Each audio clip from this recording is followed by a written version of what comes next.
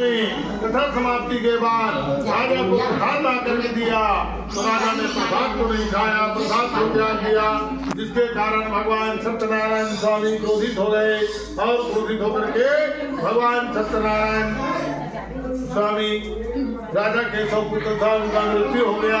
धन संपत्ति को भगवान ने नष्ट कर दिया। राजा ने देखा कि मेरे घर में सब पुत्रों का मृत्यु कैसे हो गया है।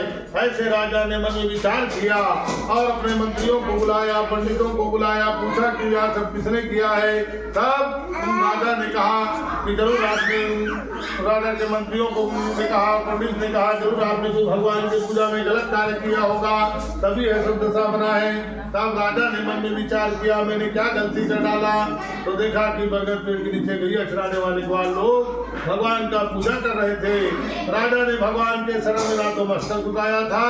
जब ग्वाल लोगों ने कथा समाप्ति के बाद राजा को प्रसाद दिया था, राजा ने भगवान के प्रसाद को नहीं खाया, जिसके कारण भगवान सत्यनारायण स्वामी क्रोधित हो गए और क्रोधित होकर के राजा के 100 पुत्रों का मृत्यु कर दिया, धन संपत्ति सभी को नष्ट कर दिया था।